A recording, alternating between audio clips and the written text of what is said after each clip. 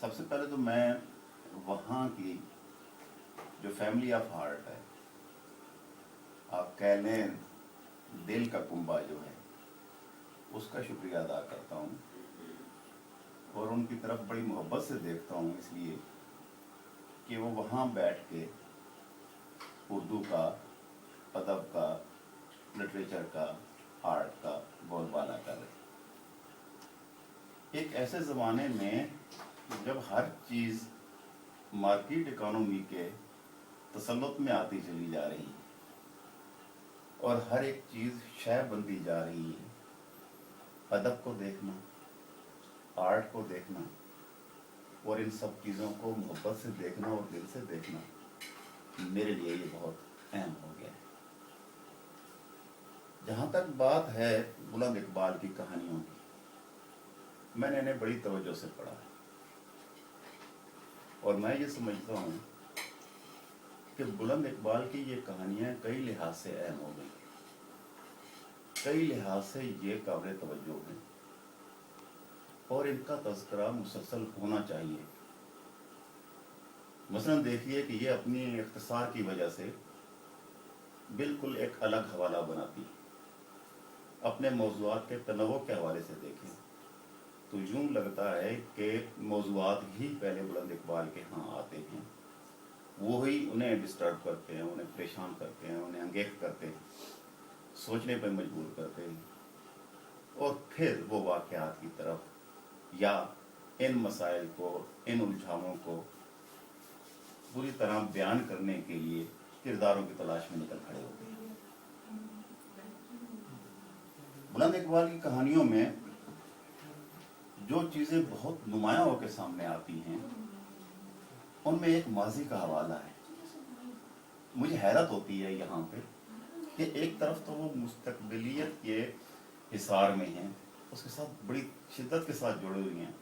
آج کے مسائل ہیں انہیں بہت زیادہ پریشان کر رہے ہیں، آج کے جو ایشوز ہیں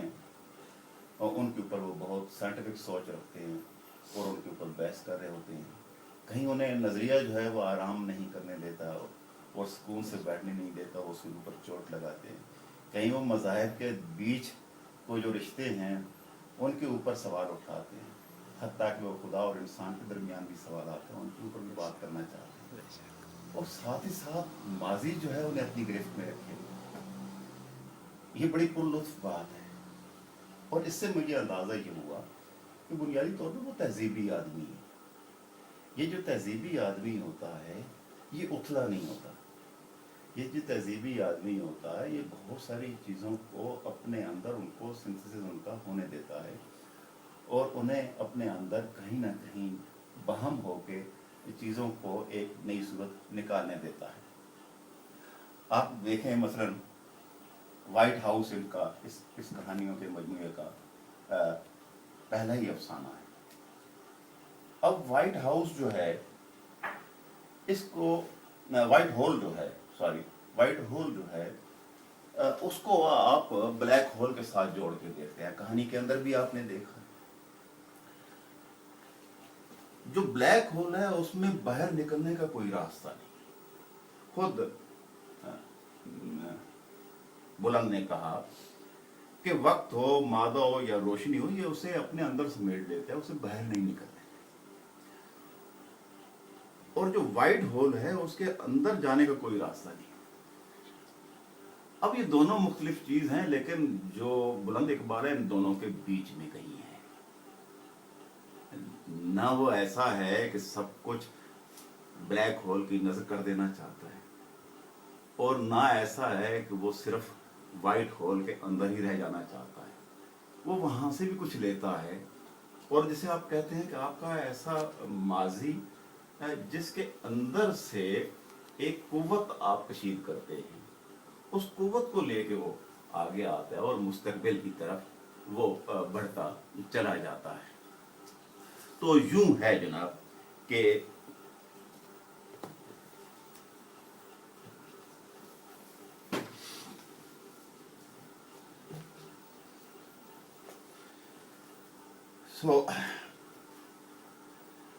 اس افسانے میں بھی آپ یہ دیکھ رہے ہیں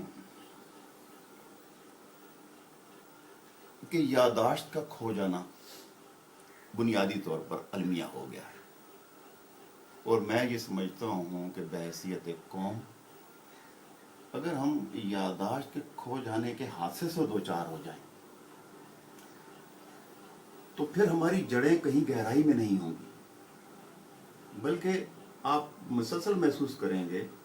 کہ آپ بالکل اوپر ہی اوپر، زمین کے اوپر ہی اوپر آپ اگنے والے ایسے پودے کی طرح ہیں جسے نئی ہوائیں اکھاڑ کے پھینک دیں گے۔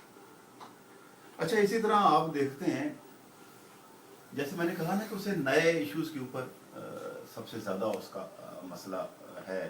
اور اسے پریشان کر رہے ہیں آج کے مسائل۔ تو آج کے مسائل میں آپ یہ دیکھیں، جیسے مغرب میں ایک بالکل عام ہے، اور ہمارے کئی لوگوں کو، ہمارے لکھنے والوں کو بھی کئی دوستوں کو اس نے متوجہ کیا ہے، جسے آپ ہم جنسی کہہ لیں، ایک ہی جنس کے افراد کا ایک دوسرے کے قریب آ جانا ہے، تو وہ اسے ایک سطح پہ جا کے عورت کا استحصال بھی کہہ رہا ہے۔ مثلا پہلا پیار میں اس نے اس ایشو کو لیا ہے، اور میں نے محسوس کیا ہے کہ وہاں جا کے وہ یہ محسوس ہمیں کرانے کی کوشش کر رہا ہے کہ یہ جو انسانی تخلیق کا تسلسل ہے، اس کے جو منابع ہیں، ان کا احترام کیا جانا چاہیے۔ انسانی تخلیق کا تسلسل بہت اہم ہے، اور اسی سے انسانیت برقرار رہ سکتی ہے۔ اس کے بعد یا اس سے الگ ہو کے جو بھی عمل ہوگا وہ اس تسلسل کو روکنے کا سبب ہوگا۔ ایک اور مسئلہ جو سب سے زیادہ پریشان کر رہا ہے ہمارے دوست بلند اقبال کو، وہ یہ ہے کہ یہ جو مختلف مذاہب ہیں، یہ جو مختلف فرقے ہیں، یہ مختلف نسل کے لوگ ہیں، یہ باہم ایک کیوں نہیں ہو جاتے، ایک طرح انسانی سطح پہ کیوں نہیں سوچتے؟ گویا وہ چاہتے ہیں کہ سب لوگ انسان بن کے سوچیں، کوئی ان کے اندر تفرقہ نہیں ہونا چاہیے۔ رام محمد دہریہ جو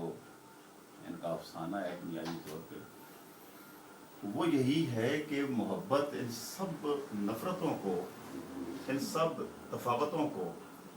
ان سب اختلافات کو سمیٹ سکتی ہے،